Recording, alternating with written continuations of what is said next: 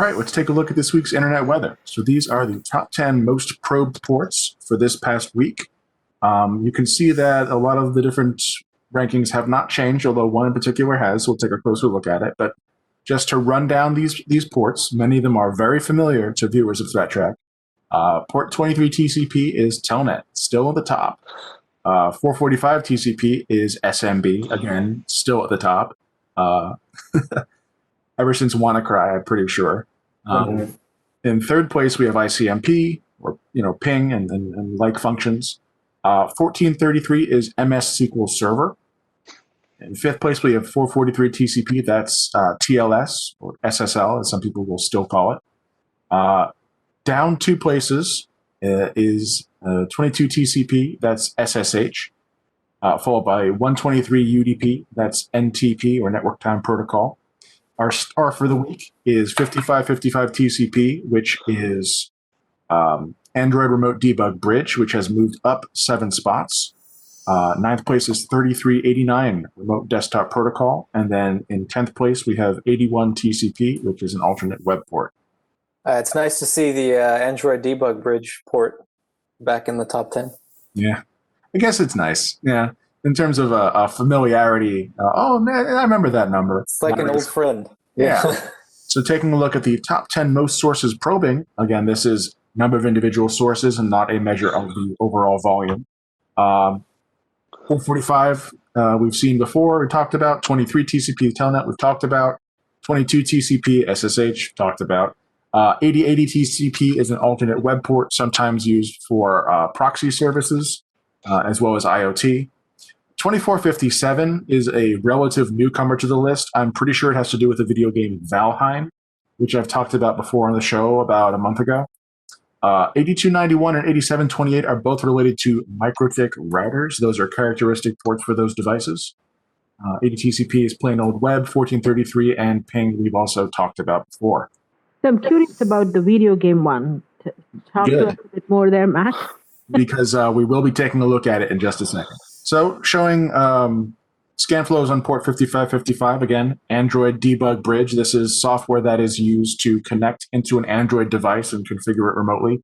If you're an Android developer, you might also know about you almost certainly would know about using the Android ADB connection, which would be the USB connection to your phone. This is supposed to be over the internet. A lot of devices are sold with this port open because they've been modified in some way, maybe to add some software, sideload some APK files that wouldn't normally run on the device. Sometimes it's a common way for people to sort of get extra functionality out of a set top or one of those little dongle players. So this is what you get. Most of the sources for the recent spikes you can see here are from the US, and I'm showing a 30-day view. Taking a look at Valheim. So 2457 UDP, this is a 60-day view just to give you an idea of when this traffic really started. The last time I was on the show was around the beginning of February, and we talked about this. Game uses primarily ports 2546 UDP and 2547 UDP, and the sources are still primarily in the US and Germany, where I think the majority of the player base is for this game. You can see that it really had a ramp up and spike around the time that the game released, which I think was around the 2nd or 3rd of February.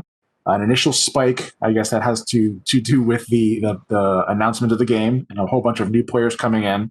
And then since then, it's sort of wavered up and down, peaking around 12,000 scan sources per hour. And to be fair, when I say scan sources, what we might be looking at here is legitimate Valheim players scanning the internet when they load up the multiplayer list. And it reaches out to say how many of these advertised servers for Valheim are still out there. So naturally, a large number of connections is made from a single source to a large number of outbound, other IP addresses, which looks a lot like scanning because it kind of is. So that's what I expect that we're seeing here. There is a possibility, of course, that because with any popular UDP port, there's a chance for a reflection of traffic.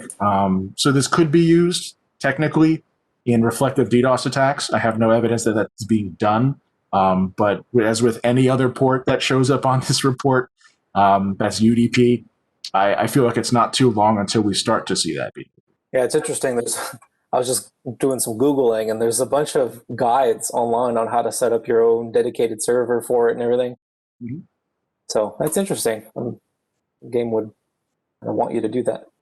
I think it's kind of a throwback to the older days before we had large gaming services. I mean, I remember definitely playing games probably the same era as like Half-Life and Half-Life 2 and mods for that, where that was exactly how it was set up. I mean, you wouldn't have a large set of servers provided by the game company. You just set up a dedicated server of your own, and then it would get added to the list anytime people would load up the multiplayer menu.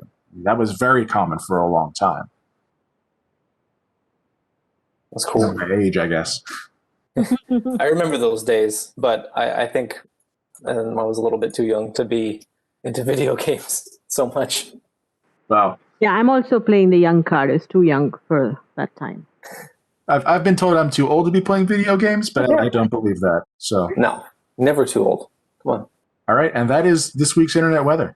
Thank you, Matt. Yeah, I've never heard of this game called Valheim. I was like, so intrigued. Like, why is this UDP port being scanned so much? So yeah, I thought it was going to be like there's like a vulnerability in the game or something that was being exploited. It turns out just people trying to play the game. Well, as far as we know, there isn't one. But that's the way things are.